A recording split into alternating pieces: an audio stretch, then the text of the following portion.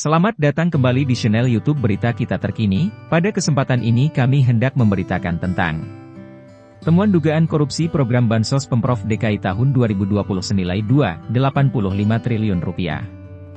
Ya, kami tertarik untuk menuangkan cuitan-cuitan dari saudara kami, Rudy Valinka di Twitter Kurawa.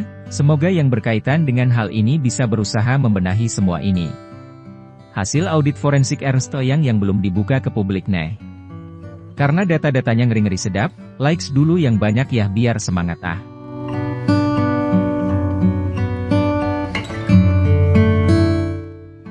Bismillahirrohmanirrohim.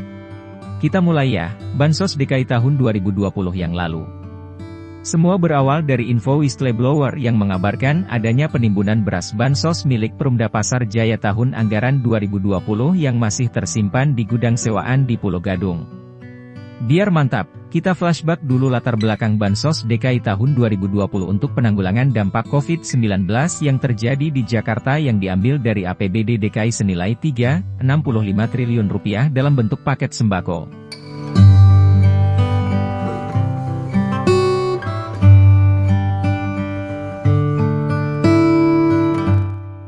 Dinas Sosial DKI menunjuk 3 rekanan terpilih untuk menyalurkan paket sembako senilai Rp365 triliun lewat Perumda Pasar Jaya, PT Food Station dan PT Trimedia Imaji Rekso Abadi.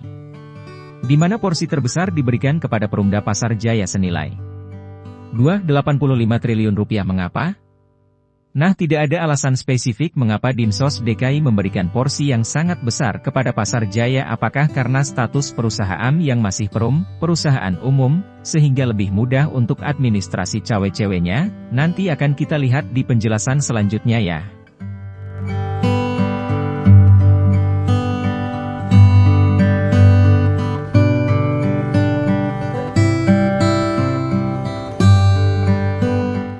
Masih ingat berita yang disampaikan oleh Gubernur DKI? Saat itu soal Bansos 2020 yang katanya ada daging sapi dan faktanya ternyata bohong, tertawa terbahak-bahak. Nah, inilah jenis Bansos yang dimaksud nilainya fantastis. Bagaimana kebocoran dan dugaan korupsi terjadi? Yuk kita mulai. Setelah mendapatkan informasi lokasi gudang penyimpanan beras Bansos milik Perumda Pasar Jaya, maka gue pun meluncur ke TKP lokasinya di kawasan industri Pulau Gadung, Jaktim. Gudang ini konon disewa oleh Pasar Jaya, sangat sunyi dan dijaga oleh security. Gue berhasil masuk ke dalam gudang penyimpanan beras Bansos untuk melihat kondisi beras milik warga DKI yang menurut info hanya di gudang ini aja sebanyak 1000 ton beras dalam bentuk paketan 5 kg. Ada tukang yang bekerja ditugasi melakukan mission impossible menyortir beras-beras busuk. Dipastikan 100% kondisi beras Bansos milik DKI ini rusak atau membusuk, bahkan untuk hewan sekalipun sudah tidak layak.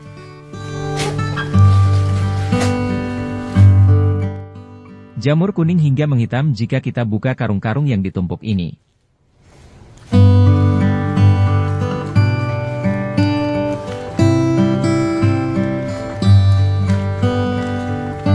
Dua jenis ya Pak ya?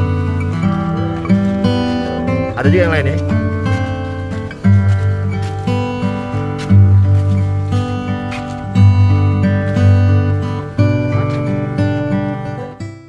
Untuk memastikan lagi bentuk beras ini, maka gue foto di telapak tangan langsung supaya gak ngeles aja dan bisa menyentuh langsung bagaimana rusaknya beras-beras ini, serasa tepung hancur di tangan.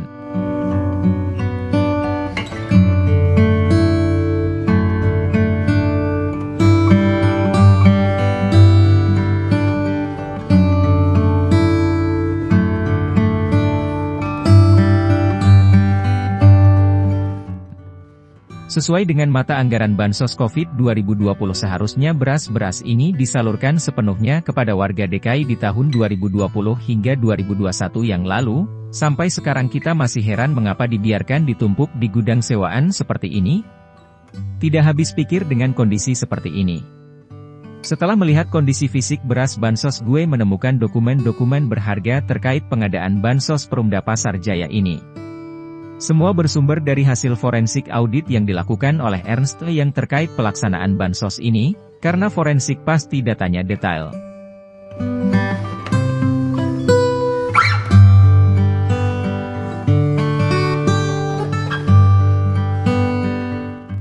Berawal dari risalah rapat Dewan Pengawas, Direksi dan KAP pada tanggal 12 Mei 2022 terkait temuan-temuan forensik audit yang dilakukan IE terkait bansos ini.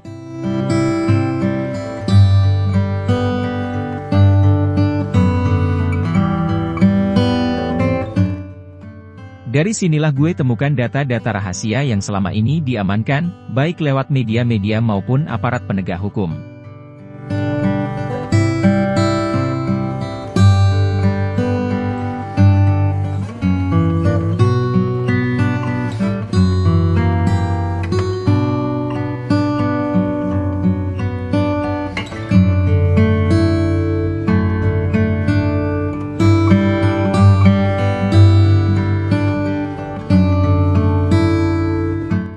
Aparat penegak hukum sudah seharusnya bergerak dengan temuan ini, hanya untuk kesalahan prosedural saja sudah katakan adanya kebocoran 150 miliar rupiah.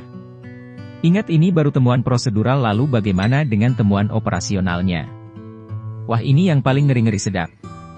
Gue mencoba mencari hasil pemeriksaan audit forensik secara lengkap ini, tapi konon hasil audit ini disimpan rapih oleh internal Pasar Jaya. Semoga Pak Gubernur Heru bisa meminta hasil audit ini dari direksi sekarang. Namun alhamdulillah gue menemukan beberapa kertas kerja. Uang Bansos 2020 senilai 2,85 triliun rupiah ini direncanakan untuk dibagikan dalam bentuk 15 juta paket sembako dan diberikan dalam 11 tahap selama tahun 2020. Melakukan analisa vendor yang ditunjuk Perumda Pasar Jaya, hasilnya mengejutkan seperti ini, banyak perusahaan aneh-aneh. Vendor-vendor Bansos DKI 2020 ini berjenis usaha dari pengelola parkir, tukang AC, SPBU sampai kontraktor bangunan. Karena vendor-vendor ini penunjukan langsung.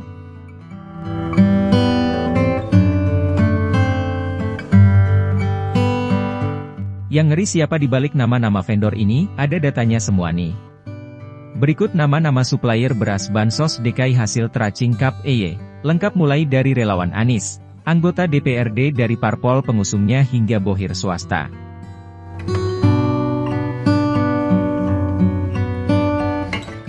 Di sini bukti kehebatan partai.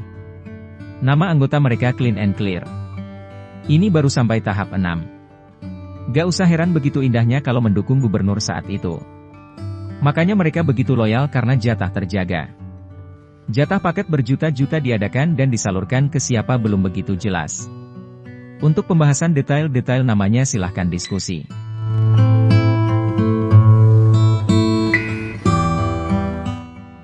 Temuan berikutnya sampai dengan tahap 11 berikut nama-nama di balik supplier yang mendapat jatah pengadaan bansos lewat pemeriksaan 2 tahap terakhir dengan nama suppliernya. Total pengadaan beras untuk Bansos DKI 2020 sebanyak 14.980.000 paket. Fokus di supplier pengadaan beras karena melihat sektor ini paling mudah dibagi-bagi ke orang-orang terpilih. Siapapun bisa beli beras. Gue gak mau detail bahas suppliernya karena memang sulit untuk dijustifikasi mengapa mereka yang harus jadi suppliernya. Intinya cerita soal balas jasa dalam politik itu nyata. Bahkan kali ini lebih dahsyat. Sekarang ada pertanyaan, kok berita ini gak ada di media? Pada tanggal 18 hingga 19 Desember 2020 ada yang buat rilis media secara serentak terkait pelaksanaan Bansos DKI 2020 ini. Isinya sangat bagus, sudah ketat dan tepat sasaran loh.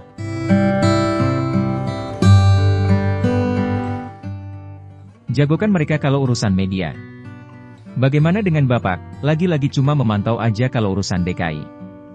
Herman kita sih KPK cuma spesialis ngendus aja kalau di DKI.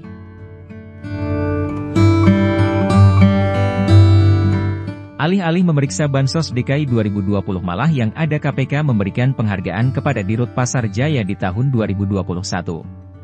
Sungguh membagongkan kan? Sudah biasa. Bahkan ada rumor tahun 2021 saat Kepala BPK DKI dimutasi ke Aceh, salah satunya tengah menyelidiki Bansos 2020 juga. Permintaan wajar tanpa syarat saat itu sangat berat. Apa kasus ini akan berujung ke Gubernur DKI saat itu? Wallahu alam. Yang pasti jika penegak hukum mau masuk, tentu akan dapat gambaran siapa yang memerintahkan penentuan supliernya. Sekali lagi mau atau tidak aja.